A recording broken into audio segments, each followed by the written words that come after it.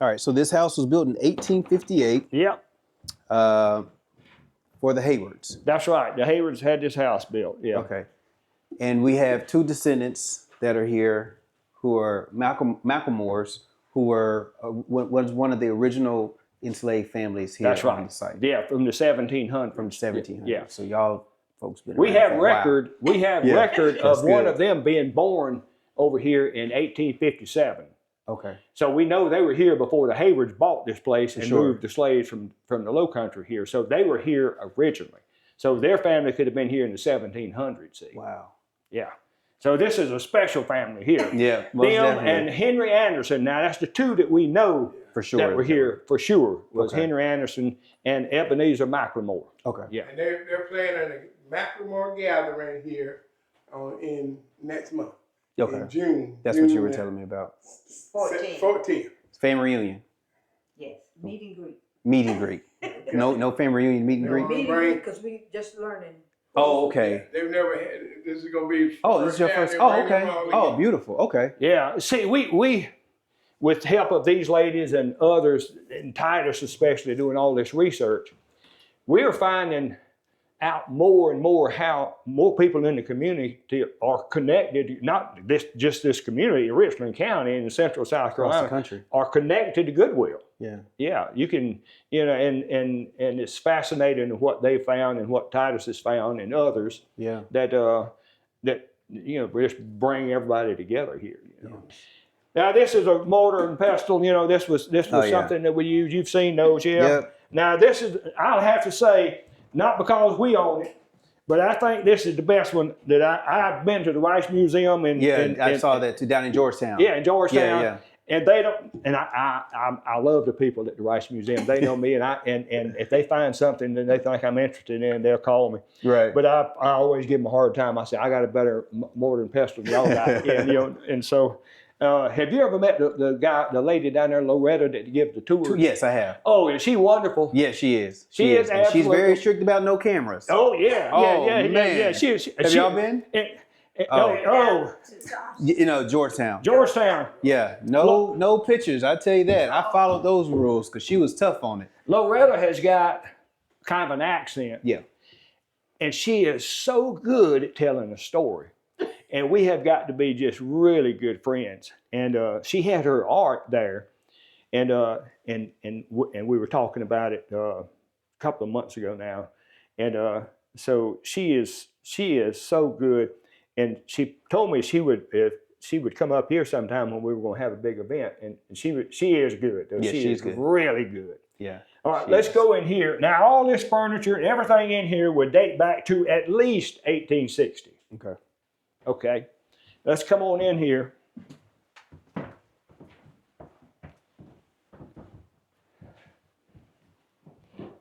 This is where the room that Duncan Clinch Haywood was born in. And he later became governor of South Carolina.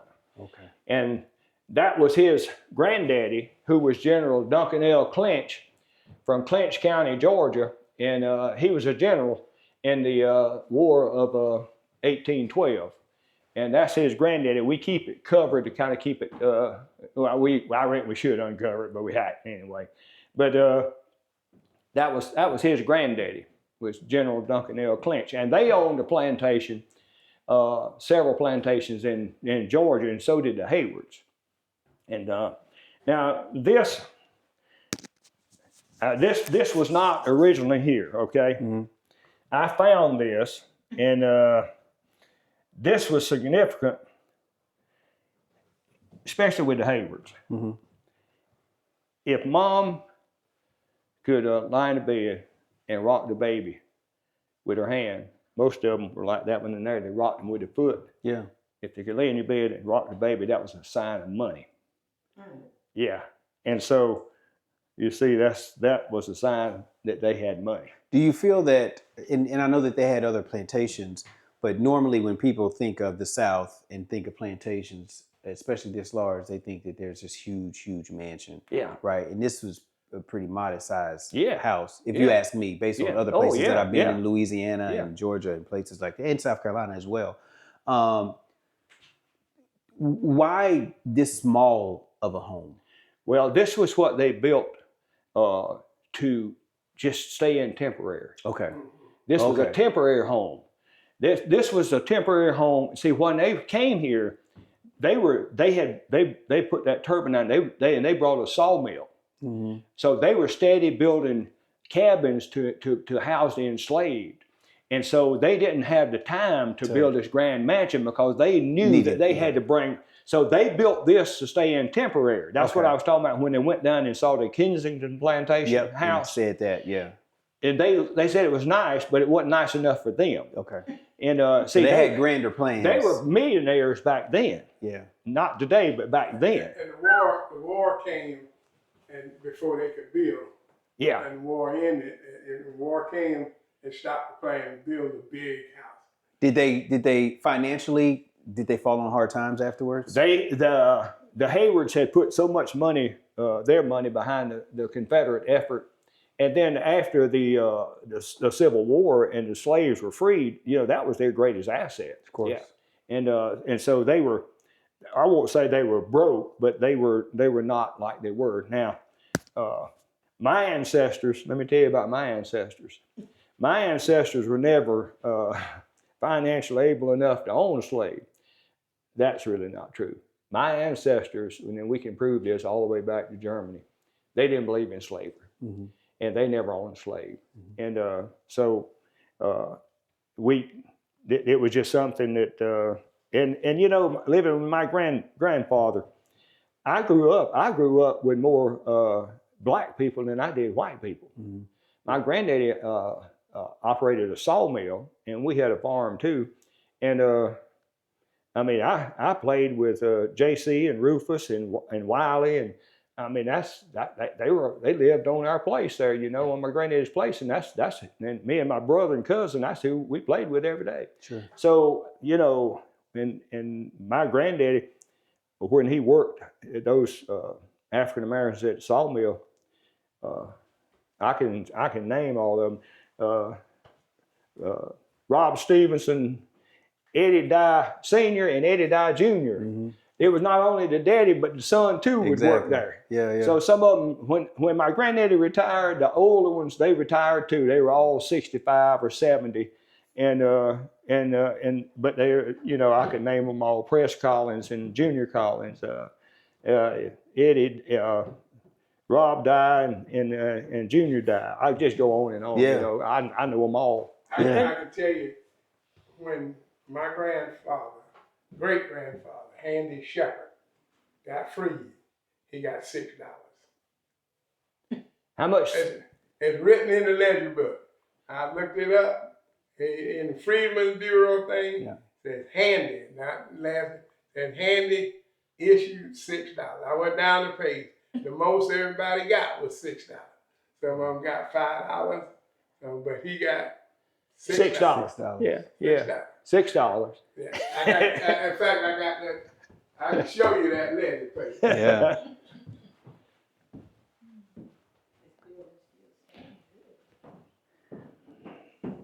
Anything that the Haywards left as it relates to the enslaved folks that built this home? Where it's there, because obviously we talked about the various different skilled positions, because you had to have them on this site. Yeah. Was there any mention of woodcutters, builders, brick builders, or anything like that? No, they had the sawmill there, so they would have sawed all of this lumber, and they had people that could sand it too. They would actually use sand to smooth this lumber. And now the one thing, when I told you that S.B. McMaster's, Buck McMaster bought this in 1910, this is a picture in front of this house of the Columbia Indian Motorcycle Club. Wow. Yeah, and look at this one over here. This is one that amazes me. And when you talk about Columbia Indian Motorcycle Club, you're talking about the brand Indian? Yeah, that brand Indian. Yes. See, you can read that better. That's McMaster right there. But see, that's in front of the overseer's house down there. That's down there. Well, see, all that was fields. See, that barn's there, but look behind it. All that was fields. See, that's what they were farming way back. See, all that was fields. Yeah. All the way to Fish the river. fry. Yeah. Extended to the Indian Motorcycle River of Columbia, South Carolina. What's the date? 1914. 1914, 626. See, what amazed me was how wide they had a camera then that would span out like Well, you had to have the money to do that back then too. Yeah. But he was quite a character. He didn't get married. The pillars in front of Goodwill Church, Mm-hmm. those McMasters, those people. Those two pillars that were Yeah. on each side. He ordered those to go to the entrance of Goodwill, but he told the people on the right hand side of the road instead of the left. So they put them in. The church had just got started. Like we said, early 1900. So they put them down at the entrance to the little church and put concrete in the ground. And now those pillars been sitting in front of that church 100 years, and then you can't move. No. Well, So what he did, he told them, he said, now, if y'all go down there, it'll be on your left-hand side. But now, if you go too far and you go all the way to the river, when you come back, now it's gonna be on your right-hand side. So they got confused. Yeah. So they remembered the right-hand side. So when they got down here, they put them over on the right-hand side. Or maybe they was on a little bit of that corn liquor. right. That's right. That may have. They may have been on a little bit of that corn liquor too. You Yeah. know, we talked about that earlier. Yeah. 3 church buildings later, Yep. they still sitting. Yeah, it was. See, the kitchen and the dining room was been outside. Oh. Yeah. Now this is where Charles Hayward, the guy that was born over there, his granddaddy died in this room. Okay. He died here in 1866 when the enslaved came by. He sat on the porch there, and every one of them that came by told him they'd see him back on the Cumbee, and he never made it back to the Cumbee. He died here. And, Wow. And he's buried here at the. I keep the church right beside the Capitol, state Capitol. He's buried there in that cemetery. Yep. I know exactly what church you're talking about. Yeah. And in here, we have some old pieces that. And this is you all's first time being in the house? Oh, because you all have been here before. Okay. Okay. Oh yeah. Okay. And this is something that I was. Well, this was that's a dike Rice shovel. dike shovel. Now, can you see what kind of tools they were using? Yeah. And that was off of one of the Hayward's former plantations down on the coast there, where Forrest Gump was filmed. Mm-hmm. And this is the only one of these I've ever seen. It was a 1850-60 water jug. You see, it had a cork or plug in the bottom of it there. It looks heavy. It is heavy. I mean, it says You 5 think gallon about that water thing, tanks. yeah. Now, Slave see, water you don't jug. think about, we don't give thought to when they're in the field working, somebody Right. had to carry them water. Well, of course.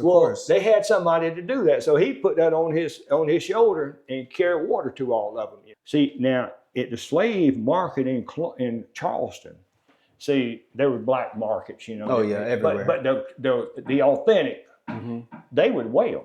Of course. And they would give them documentation. Well, they would, whoever owned them, and see, these later became stagecoach scales, but see, they had 4 handles on them so somebody could carry them from one location to another. It was a profitable business. Yeah. You had to be as efficient as possible. Exactly. I mean, we hate to talk about it, but that's what happened, you know. I mean, you know, after I do these tours often, and I sit back and I reflect on the conversations, or I watch it, and you look at the inhumanity. Yeah. You know, I mean, because we're students of history, right? Like, it affects us, of course, still. Sure. But I think there's a little bit of higher tolerance while in the moment. But then it's just like, at least I do. I literally take the time to self-reflect, and I don't know, you're always just looking at, man. Yeah. Yeah. You know, it's tough. But items like this is my first time ever seeing this right here. I was going to ask you, have you seen this before? I've never seen it before, but it makes sense, because when you're talking about the black market and then even open markets, you had to be very efficient with what it is that you were trying to do. And at the end of the day, it was to get $1. Yeah, that's exactly right. You're exactly right.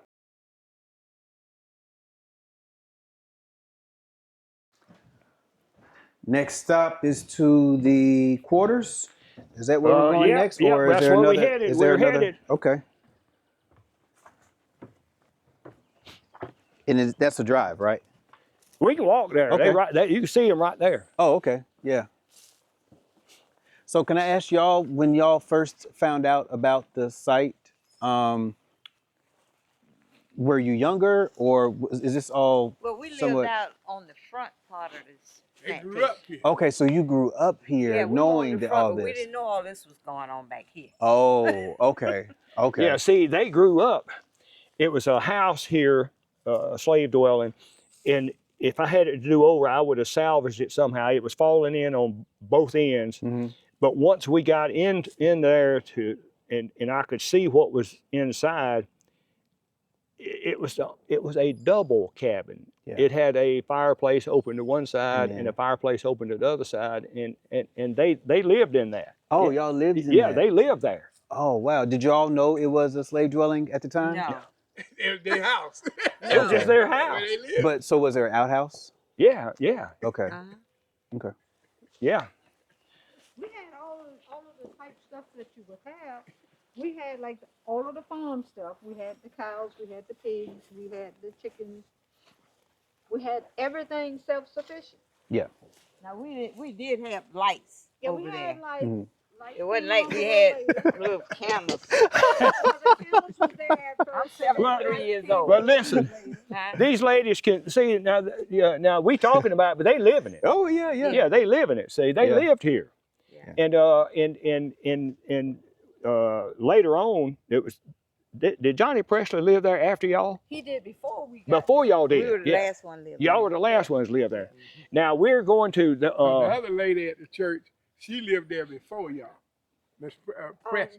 Right, that's Yeah. the one Uncle Johnny Yeah, raised. yeah. There's an Joe. older Now- lady at the church Harris. that was there. Well, you'll hear us talk about T. Macklemore, and these ladies can tell some stories a lot better than I can about T. Macklemore. T. Macklemore, he may have 200 children running around here somewhere. Go to the legend. Yeah, that's the beauty of doing the genealogy. Yeah. You know what I'm saying? Some people don't want any tests being done just because of that very reason. But you know, yeah. we are Well, finders of truth. That's for T. sure. Macklemore was well known in this community, right? By black and white now. Mhm. Yeah. Okay. So, was this the primary location where we're walking to right now for Yeah, the this is- enslaved this- dwellings? Yes. Yeah. Okay. Well, no, there was. This is where the overseers stayed. Mhm. This is where the enslaved worked in the house, tending to the cows, Okay. chickens, and so forth. Were here. They was probably hundreds of slave cabins here Around all here. over. Yeah. We can show you rows where there were. You know, Okay. still some old brick, rock, so Yep. forth. And you were going to talk about this. This isn't compost. No. What was the three items I told you were staple items? Yeah, you told me. Corn. Corn. You didn't say Peas, wheat. I was peas, thinking wheat, but peas. peas and sweet potatoes. This is a sweet potato hut. Ah. You could put Yeah. the sweet potatoes in there. We had one of those. You could Okay. put the sweet potatoes in it, Mm-hmm. and they would last all whenever. Yeah. You would have a little opening to it. You could take your hand and go in there and get your sweet potatoes out and shut it back. There you go. Put them in that straw in there. See, there's a, you would put, it's got air holes around it. Right. It's open here so the air would come in the bottom and circulate through the potatoes. Right. You'd put a layer of straw and then a layer of sweet potatoes, a layer of straw, sweet potato. They'd stay there all winter. And you all were y'all We had did this one. too? We Y'all had one of we these had too? the fancy one like that. We had one So this was that fancier, huh? We had one with the straw and everything. It was built, and you would actually pull the straw back and get your potatoes out, and then you would shut it back. And That how was long fancy. did it take for, I mean, you know, when you would put it in there and before things would be ready, about how long would it take? Well, you Oh, they'd could be ready when you put you them could in eat them there. anytime. Oh, okay. But I tell you what they would do. Miss Marie Adams and another lady was here. I had put some in there in the following year, and I forgot about them. And they were over here about this time of year. And I was showing them this, and I said, you know, I put some potatoes in here, and I forgot about them. And I dug through there, and I found it was 4 of them. I carried them home, and my wife baked them. That was the best sweet potatoes best sweet because they're potatoes. cured, see. Yeah. The sweet potatoes you buy in the store now, they're not cured. They're green. They're green, yeah. Yeah. So they Ah. right, you could eat them anytime, but when they stayed in there and cured, they were Mhm. really good. Well, y'all are learning me something today. Yeah. You will see some of the things that took place here, and this is really important to us. Does this road continue from the road that we first Yes, came in this on? is Goodwill Road. Okay, so This is road has Goodwill been Road. here for 250 years. Wow. Yeah. Yeah. Every time that you all come over here and you see, obviously, the last name, like, how does that register for you all? We're proud to see they honoring our grandfather. Yeah. Yeah. See, this was this is we know that the McLemores were born here. Yeah. In 1857. Yep. And we know that Henry Anderson was here before that time too. So we know that the McLemores and Andersons were here. And so I reckon that the tree is over here too. Yeah. Yeah. Wow. Is there an enslaved cemetery that's on the property? T. McLemore always told Grover Rye, one of our historians, where the slave cemetery was. It's on a high hill back here. And I've been up there and looked, and I have found brick and half brick, rock, but to say for sure that that's the slave cemetery, and the reason he said that was it, that was the highest point on Goodwill. And he said the slaves wanted to be buried closest to heaven. And so we haven't gone up there and done any research and so forth, but that's where T. McLemore told everybody that's where the slave grave. And keep in mind now, he got that from somebody. He didn't dream that up because his ancestors were slaves here. Bessie Anderson, who lived there, That's the woman that I took the picture of. she witnessed the slaves being told they were free, and she's the one who told Duncan Clinch Hayward, the former governor, what happened. At that time, Ebenezer McLemore, who lived in this house, was 8 years old. So The first, was that the first Ebenezer or the second? first one we have record of. Okay. First one we have record of. So he witnessed it from here as a child, but she witnessed it from there. And what happened now this is what she told Duncan Clinch Hayward. The Union officer came down here in a buggy and sat under that tree. And so the E.B. Hayward told March and Ishmael, they were the chief drivers. That you've heard that term, drivers. Well, they were the two chief. He told them to tell the other drivers to gather up all the slaves and bring them here. And so they came to this location right here. Now there was about 12 slave cabins right through here, and Ishmael lived in the end one here, and there was 12 here. Over here, okay. Yeah, there was 2 here between them, and they burned in 1946, but there was 4 here until then. But and so she said that they gathered all the slaves here, and the Union guy who sat there, because the well was right there where the water was, because it took them time to gather up all over the whole place, you know. Yeah. And so anyway, she said he sat under that there tree. That's what she said. And when they came, he told them that they were all free. Wow. And that was in April of 1865. And this is Miss Anderson that. Yeah.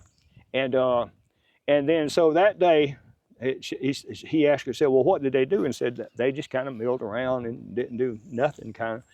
And so then Ishmael finally told him, said, look, said, y'all go on back home. Said, we got a crop in the field. Said, we're gonna make this crop. So they went to work the next day as sharecroppers. So as a child, 8 years old, what does that mean, what that guy said?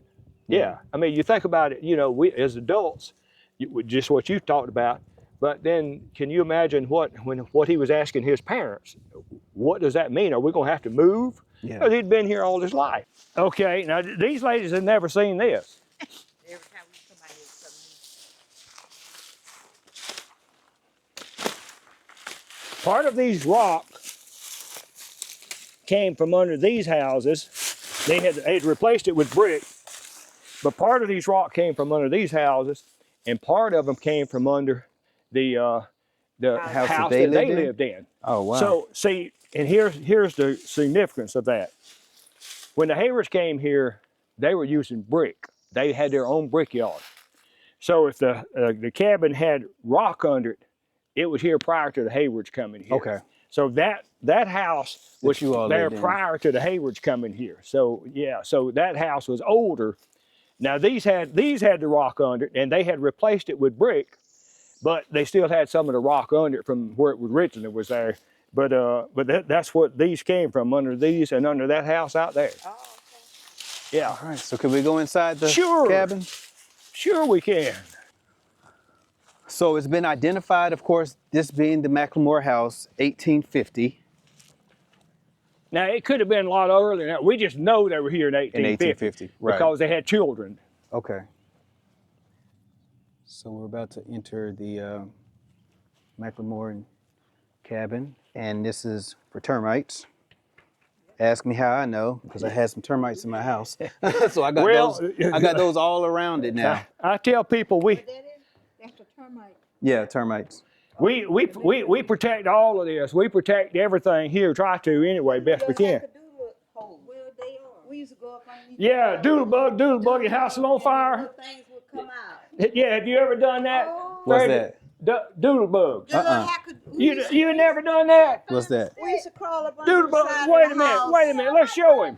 No. He's gonna show. We She's would gonna. crawl up under the side of the house and get a little stick and say, Oh, man. hackadoodle, dare you to come out, and the little bug will crawl out. And I have never heard of No, this. Hold on, well, hold on. well, come on. Wait I a gotta minute. get this with my phone too. Now, okay, so. Okay, wait a minute. She's over here already doing it. Hold on, let me hear you say that again now. Hackadoodle, your house on fire. Hackadoodle, your house on fire. And it's a little bug that, there he is right there. Oh yeah, I do see it. Right there. We used That's we it, used to Oh, go that's what we did to underneath pass there. time. That's what you did to pass time. That's a hackadoodle right there. Oh, my Lord. And listen, he backs up. What you can do, you can say back up, Doodlebug back. And he'll go back and he in goes the backwards hole. because he don't go forward. I saw them little holes. I said, we used to play. Man, they wouldn't have been when we were kids. They wouldn't have been here. They'd have been all done. My Lord. Let me see if I can get one out here. So you back down memory lane. Doodlebug, your house is on fire. Doodlebug, your house is on fire. Hunt gooseberry plums and all kind of stuff. You got one, Mr. Durrell? Let's see if I got. You got the same tongue. There he is, right Yeah, he there. popped out. Yeah. Yeah. Hackadoodle, you said, dare you to come Listen. out and your house on fire, and they would crawl out of that hole. Hackadoodle. Yeah, you have to talk to him. Yeah, there he is. There he Yeah, is. there he is. Yeah, Come out. I see it. The things that were done in front of the McLemore House, 1850. Maybe this is something that's been passed down, you know? Oh yeah, You gotta be yeah, creative. We did that. They did that. Yeah, man, you never did seen that. No. We did that as children. Yeah, that All was right. entertaining. Yeah, you got to use your imagination, right? All right, so now we're inside the dwelling, and it appears that it would be two families that, of course, would be living in here. Was this doorway always here? Yes. It was. Yes. Okay. And this is the paint. You saw that. Yes. Yeah. And see later, and I found this out from Miss Loretta in Georgetown. You see out here where they had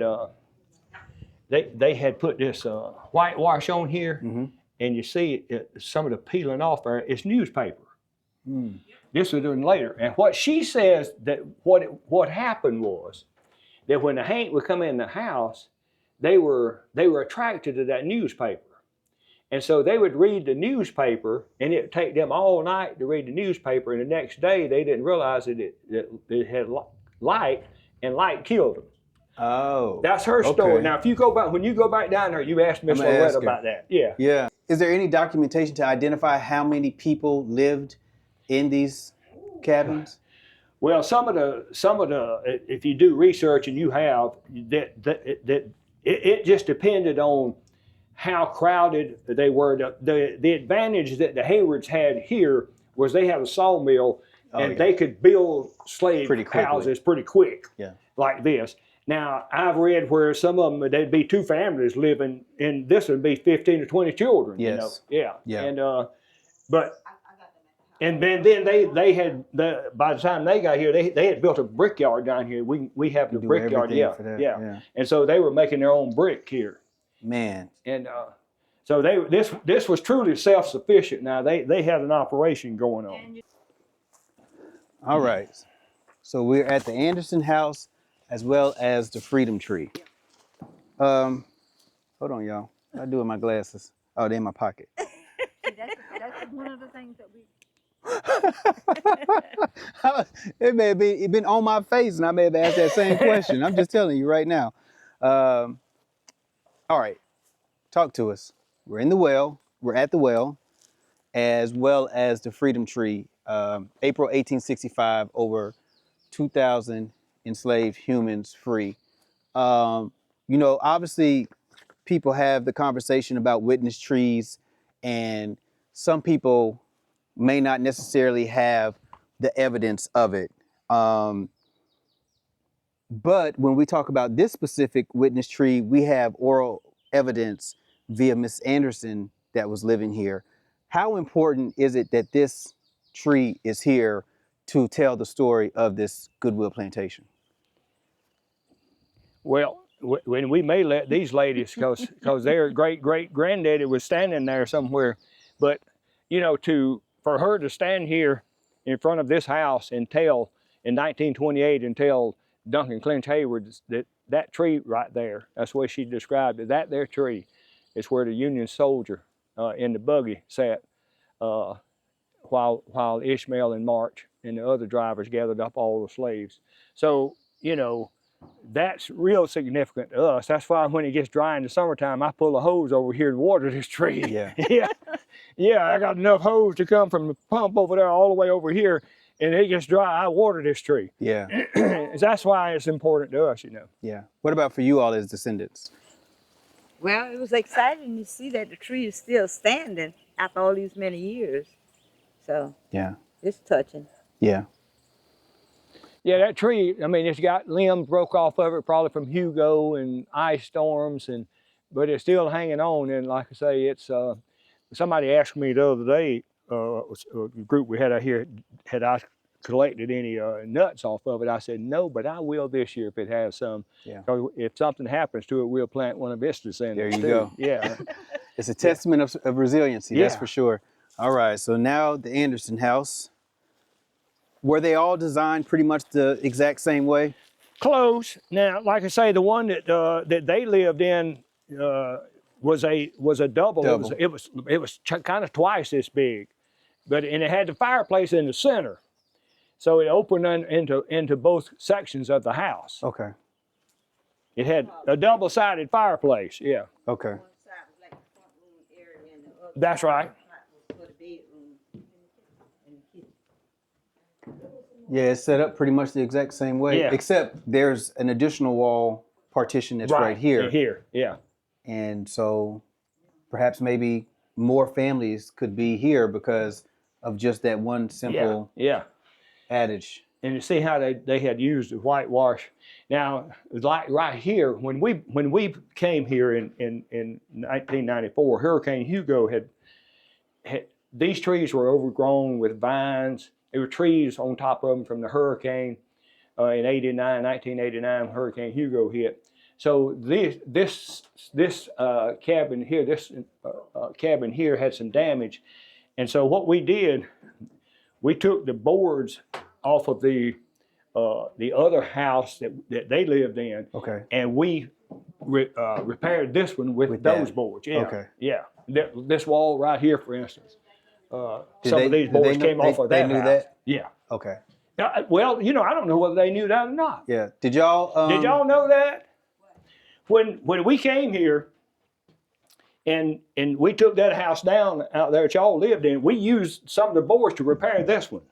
So these boards were in the house that y'all lived in. Yeah, right here. This wall right here had to have some repair done to it. Okay? And so these boards came out of that house. There were some of them still good. Right. And so these boards here on this wall, on this side, came out of that house. Wow. So when you all had stopped living in a wooden structure, the dwelling, going into something different that may have actually been sheetrocked and all that, like, was it like, okay, we moved up like the Jeffersons, or what was the feeling like getting out of the formerly enslaved dwelling as far as living into something more modern? Yeah, we moved over in Hopkins when we left there. We moved in Hopkins, and everybody thought we were rich when we got over there. We had a brick house, a block house. Oak floors shining everywhere, the doors are shining. Y'all were in high cotton. We had a floor model TV back Oh, then. man. And they all thought we had money when we moved in Hopkins. Because a lot of them were still living in little boat houses. Yeah. Okay. Yeah. Yeah, they were still in boat houses. Right. We tell everybody when they come or before they come that if you're coming to a plantation like Goodwill and you're looking for a big mansion to tour, don't come here. Because, yeah, the rich and famous owned it, but when you come to Goodwill, what you'll see at Goodwill, instead of that big mansion where the big family lived, you will find where the enslaved lived and where the work was and who did the work. Who knew how to grow the rice? The slaves knew how to grow the rice. The white man didn't know how to grow the rice. They did. They'd done it before. So if you come to Goodwill, don't look for the big mansion, because we don't have that. We just have stories about Ebenezer McLemore and Bessie Anderson and the Freedom Tree and where they worked and how they worked and so forth. So that's Goodwill in a nutshell. Yeah, and this has been a wonderful experience. As this flag keeps on jumping in my face and my ears. It's that time of the year. But this has been an amazing experience. You know, I was able to connect with you all through the Barber sisters. Yeah. And they were like, man, you gotta go to this site. You know, it's not open 24/7, but you got to go to this site, and we're going to connect you with Titus, and then of course Titus connected with Larry or what have you. And so they made this happen, and I was with them like maybe last month. So this was a pretty quick turnaround. So I appreciate you all for allowing me out. Okay. But then also I greatly appreciate you all who are McLemore descendants for, you know, also sharing your history. And I tell people all the time that, you know, the story of enslavement, 1865 sounds a long time ago, 1880, 1830, or what have you. But I was born in 1979. And when I say 1979 to 2025, that sounds like it's a long time ago. But the fact of the matter is we still have people that are around who have met formerly enslaved people, who've lived with formerly enslaved people. I've interviewed them myself. And we still have people around that in our collective memory understand the importance of preservation and telling a fuller story. And sites like this, in which you all see behind me, the 2 dwellings, in which we know that there were plenty more of these, and the witness tree, and everything that you all have done here at Goodwill to preserve it, whether it's individually or as a collective, will be so impactful for people later on in life. I think that right now people have an even a larger appetite for this type of information because of what's been imposed on them to not learn. And so sites like this make it that much better. And so I greatly appreciate you all for allowing me to be here today. And again, if you all like this type of content, please make sure to subscribe and share. I will leave some details about the family history. Titus, hopefully you can provide something for me in the description of this video. But thanks for tuning in to another episode of History Before Us. Peace and blessings.